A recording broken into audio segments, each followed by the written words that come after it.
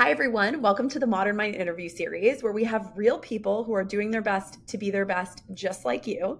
And today I have with me Erica Figliolia, who is an incredible professional, incredible human, and a friend of mine who I'm very excited to have you get to know a little bit more about. So, welcome, Erica, to the show. Hi, I'm so excited to be here. I feel like we had such a good conversation in our catch up and just excited to continue it here with you. Amazing. Well, let's get started. Before we kind of dive into some of the topics that we were touching on Yeah, last week, that I was like, I absolutely feel like these are things that folks need to hear about. Tell us a little bit about yourself and how you got here today. that is a great question. I would say, tell you a little bit about myself. I consider myself someone who kind of just like embraces life. I like to say that I'm always adventuring and looking for new experiences and just continuing to also grow within myself. I am someone who appreciates art and loves art and has created an art company around like traveling and tiny treasures. I'm someone who loves connecting people and building experiences and assisting people with like travel and all lifestyle things, which has been the vast of my career.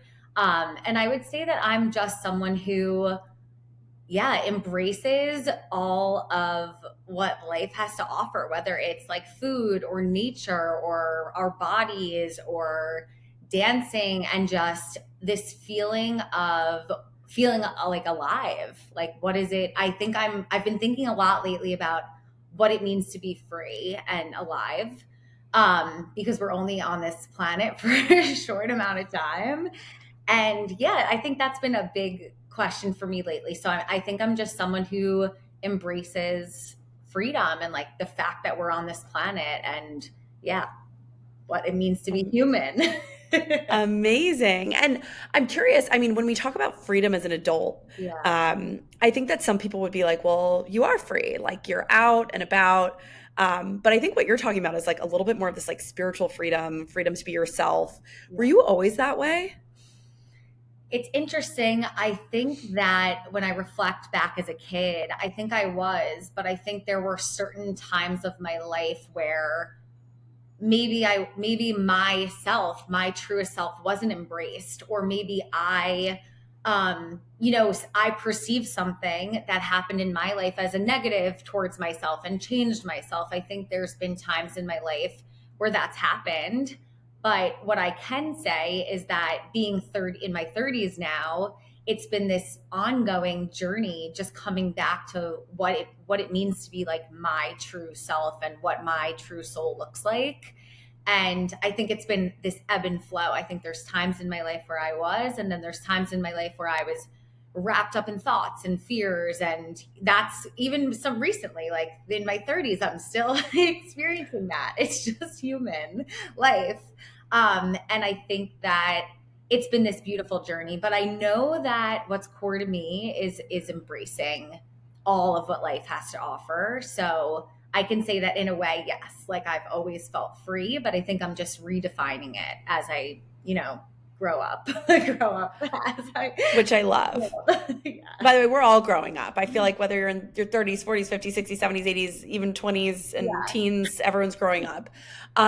So last time we were chatting, it really struck me because we were having this whole conversation about this idea that lately you've decided you're not going to be wearing makeup or yeah, doing your hair in the same way. And to me, this actually relates to freedom in a way because most women in New York City, especially, could say like they are not free when it comes to these things. They are very tied to routines and certain things. Can you talk a little bit about your decisions there? back to what we were saying before, when I said growing up, what I really mean to the core of that is I feel like I'm going backwards a little in the sense of embracing a youthful, childlike Erica. And I think that's what's been a lot of when we talk about embracing some of my natural self, it's been a lot of that. I think starting out when I was young, there were a lot of things about like my body and my looks and how I presented myself to the world that like I was not comfortable with. And a lot of it was like my weight and not feeling skinny enough, or my hair, which is actually really crazy curly. You can't tell, but it's starting to grow out because I am growing it out. But I've been getting like a chemical treatment since I was in middle school. And I think just like always having this idea of like, oh, if I change this or if I lose this much weight, like, oh, I get more attention. Like I'm noticing this theme. So this must be how I need to be.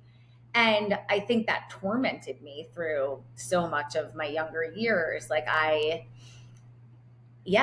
think that that person was so, just not accept, like I didn't accept me. I wanted to change and I developed like really unhealthy patterns with myself around food and around the way I looked and just constantly chasing a feeling that wasn't true to me.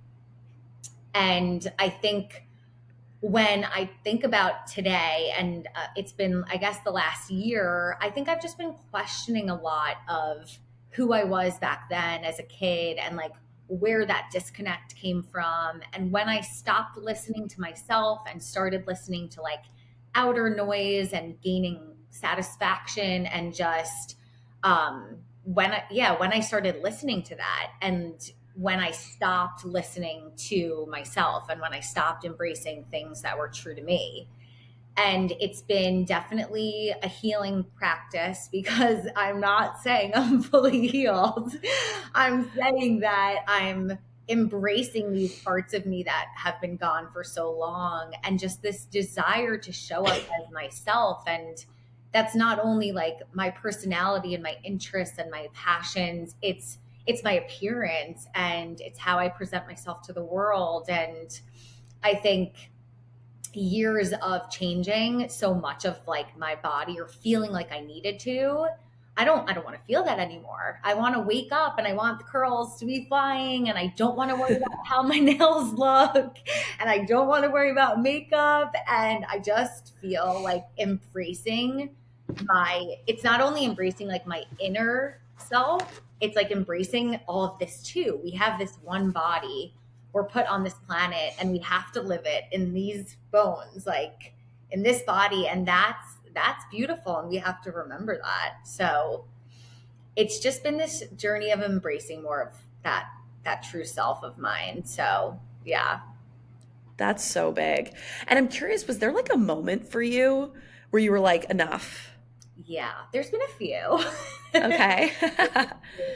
I think those moments when I catch myself like seeking validation from other people, and this shows up like in all aspects of myself. Like it shows up in dating, it shows up in my career, it shows up in, how I look and friendships. And it's like, okay, Erica, when are you just going to show up for you? And when are you going to be enough for you? And embrace some of these things because I think the more I realized in the last 2 years, I was like, why am I doing this? It's almost more exhausting and harder, I'm realizing, to just keep trying to be someone else. Like, Totally. yeah, and like also painful and a lot of like money is spent on, changing your looks and all that stuff. And that's okay. Like I've done it for so many years, thousands of dollars on hair treatments and Botox and makeup. And I think I was just like, why am I doing this? Like it doesn't feel good anymore. And as much as it's also been hard to embrace like the lines that on my forehead that I've always been really insecure about, or my hair or my nose, like I wanted a nose job at one point in my life because that was like what everyone was doing. And I think I was just like, wait, why? Like, you are beautiful as you. And like, I think you have to remind yourself that. Absolutely, you do. And this to me like really relates to that theme of freedom because I have to believe you feel more free now as a result. Yeah, I do. And I think it's been for so many things. I think we're coming back to realizing that like we have this one life and for some reason our soul chose this body so I can spend my whole life like changing it or I can start embracing it. That's big. And So, as you know, we talk a lot about mental fitness. Yeah. And mental fitness, we describe it basically as creating the right mindset to achieve your goals.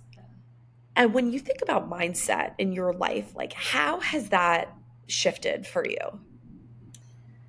I think that, like, to be completely transparent, I think in the last few years, like, while I've been kind of been going through this transition of embracing myself, it's been so hard on my mindset because I feel like there's a part of me, and I don't know, you can call it like the ego, you can call it the devil of your brain, you can call it whatever you want. That's like crutching me to be this like Erica I created, right? This Erica that's insecure or puts on a suit, like a suit, so to say, or puts on this version that it's just like I'm not fitting in it anymore. That's what it feels like. It feels like I'm itching to expand out of it or throw it off. And it's been so I've been so hard on myself because of that. It's like these two people almost battling themselves. And it's been really hard to find a good mindset of like trying to embrace this Erica that's evolving. And I think we go through this in our life at different points as we almost like we are born and we die again. A version of us dies and we're born and we die again. And I don't have all the answers, but I think something that's really helped me is two things come to mind. One is moving and dancing. And I just started dancing and shaking a lot of like that negative energy out of my literally, well, I will shake it out of my brain because it's so intense sometimes and it can really take over like your experience. So I think finding a place to do that, I've found like communities and classes to go to. I've been like dancing on the West Side Highway these days. Love So, it. well, you know, wherever I have to at home. And I think along with dancing, just like vocal expression, like screaming sometimes or cheering because like things are great and, you know, crying and just letting that like full body experience like really also connect to my emotions. And then I think the other thing that comes to mind, and you hear a lot about this now, is just like connecting to your inner child. Like, where did she not feel? Like, where did Erica not feel like she was enough? And why? And how can I like heal her? And I feel like I have like moments with her where I'm like, it's okay. Like, we're going to embrace this. Or I mean, sometimes we just cry together. Let's just be hurt and that's okay. But I think those two things come to mind. And the third is like a support system. Like, I feel really grateful to be on a journey with some other like really incredible friends and being able to express some of this to family, which really isn't easy. Because, you know, we talk about like the mental fitness, but like we need to, we need to highlight like why do we need this? We need this because it's so hard and like life can get really intense and being having outlets to share and be seen is like so important and like to feel like true like love and compassion for what you're going through. So I would say those things come to mind. Those are big. I love it. The moving, the sound expression, the community, those are all really, really huge. Okay, so I've got a bunch of questions for you that I would love to learn a little bit more about. Specifically, these are questions that I always like to think about, kind of get at the heart of who you are as a person, more specifically through the lens of like examples. So, Okay, cool. first question for you. Can you talk about a time where you wanted to quit because things were so hard and then what you did or what you learned through that situation? Yeah, I mean, so many different things come to mind. I think I noticed this habit in myself of like self-sabotaging when things get good. And whether it's like a new client and like being scared to expand from there or not taking like the recognition and kind of going the other way, or even like with relationships, like really like forming connections and running away because I'm scared of like vulnerability. I think so many times come to mind. Um, But I think what keeps me going is like it's life or death. Like it's like we are alive or we die. It's like we keep going or we don't. And I've had these times of like I don't know if it feels worth continuing. Like life is so hard. Like Totally. and it's me being hard on me. Like I'm not talking about anyone else but myself. And I think I have to remember that I don't know, it's worth it to keep going. And then there are like things that help me get there. It's moving, it's the call from the friend when you are just down in the dumps. It's the sunlight, like finding gratitude for the really small things. Absolutely. Absolutely. And I'm curious, like, it sounds like there's been some highs and some lows in the experiences of you. Um, and by the way, of me and every human on the planet. Can you talk about a moment in your life when everything changed? Hmm. A moment in my life when everything changed. Yeah, I can talk about one. There's been a few, but I think that there's been a few moments in my life where I've seen myself so clearly, whether it's like a breakthrough in therapy or a psychedelic trip or a really like deep conversation with a friend where it's like it's kind of like a wake up call. And it's like, Erica, like, this is where you're not showing up, or this is where you can do better, or this is where you might be sabotaging, or this is where like you are thriving, like, go after it. And I think there's been a few of those moments that helped me be like, okay, like, life like is so worth living. Like, you cannot stop here. And whatever it takes, like it's not easy, but it's worth continuing. Yeah, no, absolutely. And speaking of which, I'm curious, what's the best piece of life advice that you've ever received? My dad's been telling me since I was like 10 years old to breathe, to take a deep breath. And I don't think I even understood what he meant by that until like 3 years ago when I started like pausing and taking a deep breath and just like it's okay to slow down, it's okay to pause, come back to yourself, like come back to your body and move forward. And I should tell him that I'm starting You to understand should. what he meant. Yeah. He'll love it. He's like, it only took 20 something years, but at least it hit, which we love. Yeah. No, that's big. I really love that one. And I think that's something that a lot of times can be triggering for people in the moment to hear. Like you're freaking out, you're having one of those anxious moments, you're having a dark day, and someone's like, breathe. And you're just like, oh my gosh. Yeah. And it's crazy because physiologically speaking, it's one of the best things you can do to calm down your nervous system. Breath for that. Yeah, which we love, And I which is agree. so good. Yeah. And I agree. I think my whole life it was really triggering for me as well. But I think when you start, I think also to that point, when I stopped looking for external ways to survive or to come back to myself or to feel a sense of like connection to myself, that's when the breathe, when someone telling me to breathe stopped triggering me. And it started being like such a helpful tool. So yeah, it's an intentional breath will really change the whole day. That's so good. Yeah. Okay. Speaking of small moments, what is a small moment from your early years Yeah. that felt ordinary Hmm. in like early days, but now feels extraordinary in hindsight? Hmm. That's such a good question. A small thing that felt ordinary.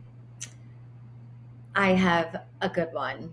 Um, when I was out, I don't know why this just came to mind, but it's important.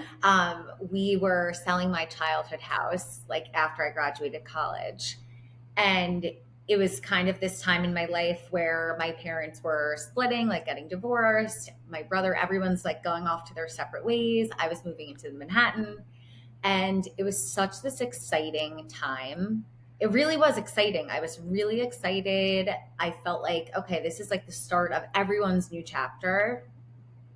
But I remember, and I wasn't going to live with my dog anymore. So, my like childhood dog. So, I remember just laying on my front like lawn and just barefoot, like with my dog, taking in just like really this place that I grew up in that I loved so much that I never took those like moments to be present with. Like I was a kid, I was always running around. And I think I look back on that and I remember in those last few weeks just doing that often and remembering like has been such a beautiful journey and I won't get this moment back. That's something that I try to bring into my life now, is just trying to be really present. And I love laying in the grass and taking in those moments. So that's definitely stuck with me too. That's amazing. I have to ask, what kind of dog did you have? It was a Cavachon. Her name was Maxie, a Bichon Oh, and King Charles Cavalier mix. And she oh, was just like the sweetest dog, the sweetest dog. We begged my mom for years to get a dog. And then finally, I would take her to the pet store. It's actually a funny story. I took her to the pet store every day for weeks. And then finally, she went by herself, and like Maxie was there.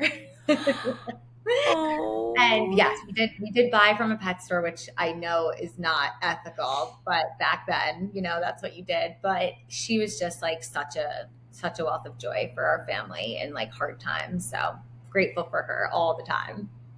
That's amazing. We actually also begged my parents forever, and it took a big move to Japan before my parents were like, "Okay, stop crying. We'll get a dog." And all of us were like, "When can we go? We're ready. Let's go." And we got a Cavalier, Oh my which was really God, you fun. did? So yeah, Oh, yeah, they they're were such really sweet dogs. beautiful dogs. What was your dog's name?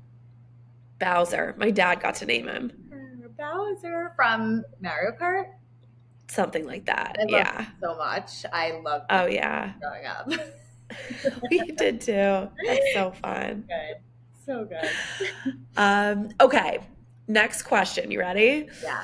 What's a mistake that you've made that at the time felt like a big mistake, but now you're better for it? I think I look back at times when I was not present and I was in fight or flight. And those are all the times that I've like made intense mistakes, whether it's been like in work or I didn't say the right thing to the right person. Like when I always was in this like fight or flight response, which is so interesting because I realized in the last few years, I've really lived a lot of my life in fight or flight. So, Yeah. but it's been in those moments that I didn't like say the right thing or do the right thing. And I look back and I'm like, oh, that's because I was so like wrapped up in like this emotional response. And I was not anywhere sense. I didn't have any sense of calmness to make like a right decision. But I also think I look back at like what might be considered mistakes, and those are also like the only things that I've like learned such important lessons from. And it's funny, like we talking about just like body image and looks and things like that. I dated someone for a while and he was always encouraging me to embrace my curls and my naturalness. And I couldn't fathom what he would say when he would say that. I was so bothered by it. I couldn't handle it. And it's so funny because I look back now and I'm like, oh, him saying those things to me, I feel like we're also a part of this process. Like, yeah, why don't I do this? And like, why do I want to change my hair or like change how I look so badly? And it's been a really interesting part of the process, like looking back. And I remember saying to him, like yelling at him for that, and like that whole experience and that mistake of like fighting him on that has been such a like learning for me today. So I feel like I had to say that. That's, well, cheers to whoever that guy is, because thank you very much for your service, as we Yeah. always like to say. Yeah. Um, so I'm curious, like, you seem like you've got your shit together. Like, you just do. Like, I hear you talking. I know that there's been difficulty. Yeah. Um, can you talk about like what you were like as a kid? Yeah. And have you always like it sounds like you've definitely like shifted the way you viewed your looks and body image and these things, but like have you always been this aware?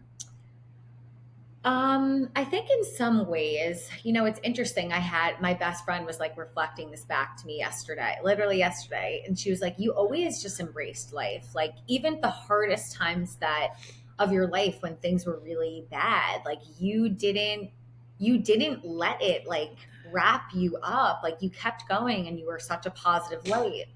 And I really appreciated her saying that. And I think she is totally right. And I think that it's only really been, I would say, the last, I don't know, 3 or 4 years that I kind of had these moments of like letting the outer world impact my world. And whether that means like not feeling, I don't know, like where a good place in my career or not feeling like financially where I need to be, just like letting societal expectations get in the way. And that's when I feel like things got low. Like that's when I feel like things got lower for me. And it's when I was constantly comparing myself to other people.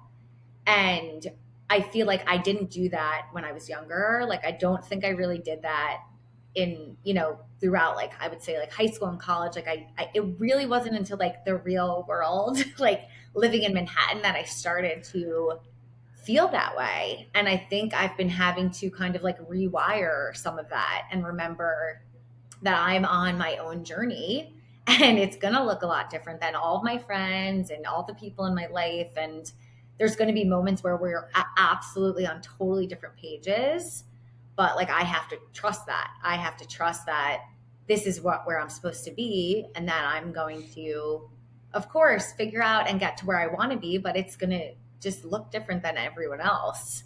And I feel sad for myself that I kind of got wrapped up in some cycles of like looking outward for answers, like, and thinking that I had to change who I was based on what was around me.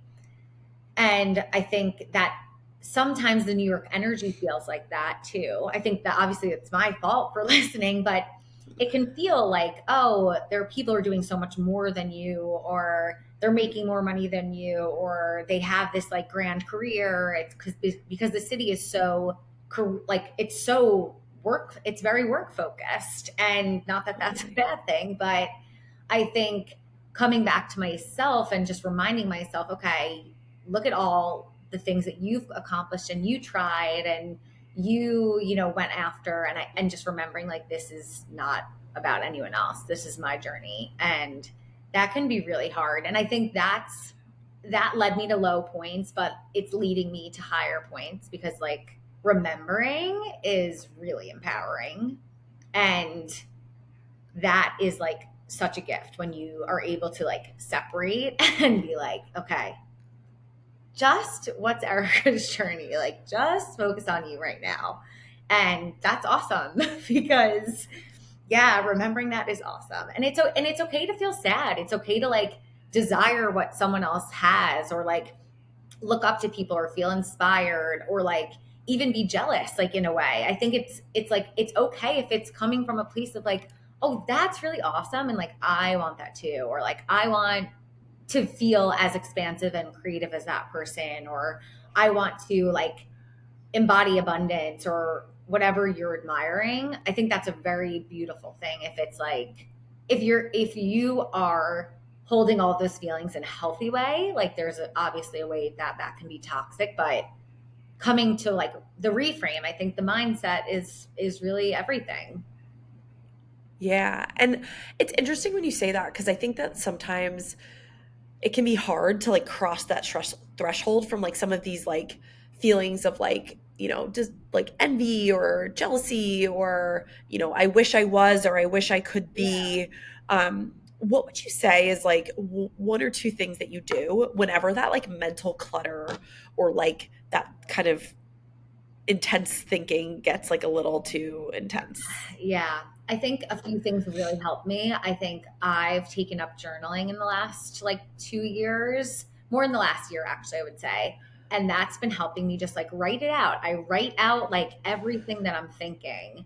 And I think too, like moving through it, like recognizing like we are not our thoughts, like our thoughts are not always going to benefit us, and like how can you separate them and continuously every day. I have to do this every single day I have to separate them. And sometimes it's just recognizing like, Erica, that is not truth. Like that is not your truth. If at our core we are like loving compassionate beings, then like anything else is doesn't need to be, it's not true. It's like built off your conditioning or your patterns. And we as humans like have to continue to separate them if we really want to. Bless you. Thank you. I was saying we as humans really have to separate them and do the best that we can to do that. Bless you. You're the best. Thank you. to to to be at any sense of like peace with ourselves, because I think jealousy, frustration, like wanting to be somewhere that you're not, these are all very common feelings for humans. And like they will take over if you do not realize like that you can separate from them. So it's hard, and that's where mental fitness comes big into play. Exactly. And it's one of the things I love so much of what you said. But specifically what you said is like, I have to do this every day. Like I have to work to separate myself from my thoughts. And writing is, from a research perspective, one of the best ways to do that. Yeah. But I think that's one thing that most people don't realize is that this stuff just takes work. Like Yeah. when you meet somebody like you, Erica, who's got the confidence and got that positive energy and that je ne sais quoi, if you will, you assume that like you just show up like that. You wake up every morning feeling good. And that's just not necessarily the case. And so what becomes really cool to hear is that you've got all of these tools, whether it's, dancing, moving, yelling, getting some sound out, or, spending some time with your community. Yeah. I'm curious, like, what's been the best thing that you've read or watched or seen that's inspired you to spend more time here?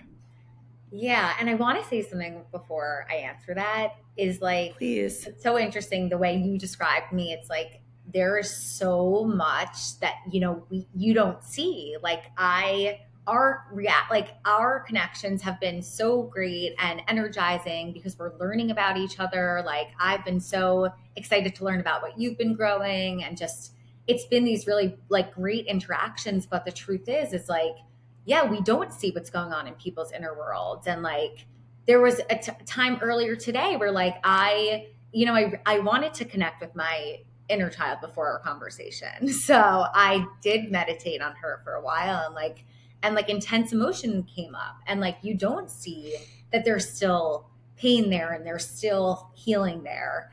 And I think that we as humans need to be in a place where we are not just talking about the good. Like that's only one side of us, and we need to shed light on like the darker times, and we need to be there for each other because we're all going through it. And it's like that is the number one thing. And it's like you see me as confident, but there are times when like before I might be breaking down because I'm like, oh my God, what am I gonna say? Like, how is anyone gonna perceive? Like, it's like I worry about those things, but I guess a lot of people do. Totally. Yeah, I want to shed light on that because while like I feel really energized and so excited in this conversation, like there are like I spend so much time, maybe like half 50%, like questioning myself, doubting myself, like living in fear. Like there's this balance. So I want to shed light on that. Totally. And by the way, it's so important. I mean, if anyone's actually watching this, like I'm smiling because there's the work it takes to prepare to get in front of people and talk about these very vulnerable things that you've done. I mean, I'm laughing just from a physical perspective. I have the flu right now, right? So like, Oh, I'm like literally reschedule.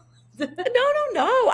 But again, like to your point, you can hold two things at the same time, which is this is the most energizing part of my day. Like I have moved to other things, but like I like couldn't wait for this.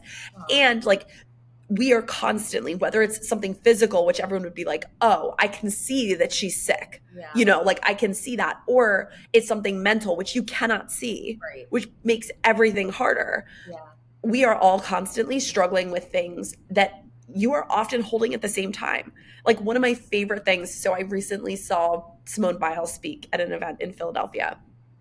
And she said that when she got the twisties during that one, Olympic, extravaganza or, bamboozle, as some people would call it, she got a lot of critique about how she was feeling. And she said, I wish that every time I wasn't feeling good in my head, I could wear a helmet because then people would know, right? Yeah. That I'm not feeling good and we'd all be more gentle. Yeah. And by the way, we'd be more gentle on ourselves when we wear a cast, right? We're going to work on crutches, whatever. And this is where I appreciate and so admire like you even bringing this up. Like, again, not to keep the positivity train going, but it's true that we are all holding so much at the same time. And it means you still have to do the work. And it means because you do the work, you're able to show up in these moments of, energy and joy, even when all those other things are running in the background. Yeah. It's like both are always going to exist. Like totally. Maybe I came into this conversation energized and confident, but like maybe 10 minutes before I was shaking because I wasn't feeling confident. It's like, you just don't see that. Like you don't. And, we wipe our tears before maybe going into like a meeting, or we put on the smile face before we do a presentation because, we want to be these beings of like confidence and light. We want people to think we know what we're talking about, but like the reality is we're all just figuring it out, and it's okay. Like let's be sad together. Let's celebrate together because we're all going through it. Cheers to that. Literally, like mic drop right there. Wait, okay. So I have to hear though, like what are your go-tos, your books, your podcasts, your moments where you're like, I could use a little bit of inspo right here? Can I tell you that I feel really grateful to have people in my life who like show up as they are and show up as exactly as they are, and who give me permission to show up as they are. So while I feel like I used to turn to a lot of like books and podcasts and talks, I've really been turning towards some of those people in my life who just constantly inspire me, because they don't just show up as the person who's happy or sad. They're truthful and they talk about their struggles, and it's like we can start doing it together, and that's really beautiful. But I'd say like a few other people that inspire me one is Drew Barrymore. She is just someone who constantly shows up as she is, and I don't think that she, at least how I perceive her, is that it doesn't feel like she's trying to be something else. Like she shows up and she cries or she laughs or she feels pain and she just goes with it. And I think like if we could all just lean more into that, I think collectively everyone would feel so much better, because they would just feel like they can show up as themselves in whatever state that they are. Totally. Do you know, did I tell you I was on the Drew Barrymore show a couple months ago? No. Story for later, but she is like, that was what struck me, was that whether the cameras were rolling or the cameras were not rolling, she is just unapologetically so beautifully herself, and every single person would say she's magnetic. And to your point, like especially when she's not feeling good or she's sharing something when that's vulnerable or challenging. It was a dating episode, so she was talking about being single and what that's like, but having two girls and all of that. I need to see the episode that you filmed. I'll follow up on that. That is so admirable, and I didn't even know that, and that's beautiful that you got to be with her and witness her, and that she got to witness you, Totally. because you are such a source of inspiration too. So I That's love so that. sweet. I would say some other books and podcasts. I listen to a lot of Ram Dass, and Yes. but I listen to a lot of his talks that are infused with music, and they really help me because they're like these short messages that are tied with music that help me just like feel. The music helps me like be with my body, and his words just really resonate. Um, I've been listening to this one most recently about how he talks about how we're just like, we all have spacesuits on, and we enter this world and we put this suit on. And maybe at some point in our life, we question the suit and we're like, okay, what's really behind the suit? And talks about just, taking off the suit and embracing who you are and your soul. And I think he's been a really big inspiration for me too. And my friend Chrissy, who's like a soul friend of mine, she really got hooked me onto some of his talks. So I'll give her a little shout. That's so fun. Yeah. That's so great. I love it. Well, you've got kind of a spectrum of folks here. We've got the Drew Barrymores of the world, like, global superstar, and the Ram Dass, who's also a global superstar, I'd say, in his own right, Yeah. but more on the spirituality stuff, which is really, really special. Yeah. I guess like one last question for you would be, if you were to talk to yourself at 13, Yeah. and share some of the wisdom that you've learned Mm. over the last couple decades, like what would you say to her? I would tell her to listen to herself and all of the things that inspire her and make her curious, and just follow those, because it's interesting. I find myself coming back to that now, and I find myself incorporating the things that I used to be curious about, or the things that I used to enjoy, more in my life than I ever have. So I talk about this like in the same way I'm embracing like the curls and the things that I was as a kid, or the things I didn't change. I'm also embracing like what she was passionate about, which is like nature and dancing and people, and just like hosting and being like love for people and bringing people together. I loved putting on events when I was a kid, which I still do. Yeah, just really remembering that. So I would say like don't think you need to be like anyone else, because you got it all. Like each one of us are truly have a gift or gifts, and no one else has it. It's like no one else has this body. No one else has, the things that you lived through. So like I think embrace those things, because that's what makes you you. And I would say too, I would tell her that I would say she is like so beautiful, and just yeah, I would remind her how beautiful she is and how like lucky we are to be on this earth. And yeah, I would tell her like not to second guess herself and be brave.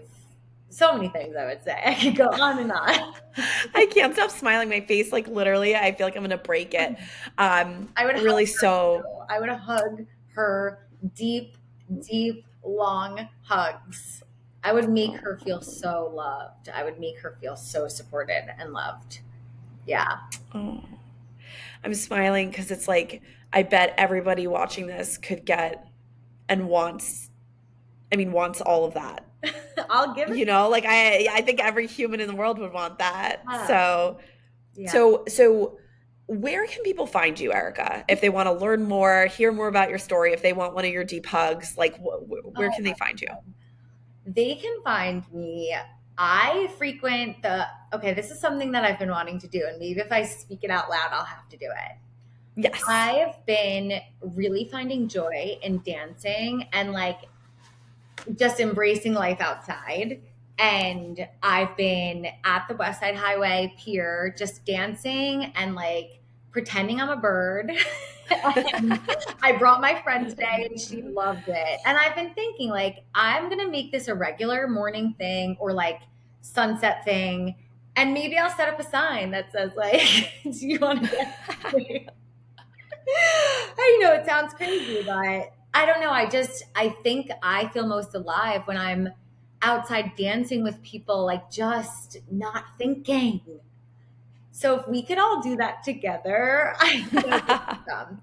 But they can also find, yeah, so they can find me there. I give free hugs all the time. They can find me on Instagram or like email me. I am like always down to meet new people and just talk and share time together and give hugs. Like I am known for my hugs. So just hit me up. I'll give you a hug. Amazing. Amazing. Well, we'll make sure to put all of that in the show notes so that folks can click away. And then if they're up for a treasure hunt, they can go and find you on the West Side Highway, which I love. Yeah. I really love that.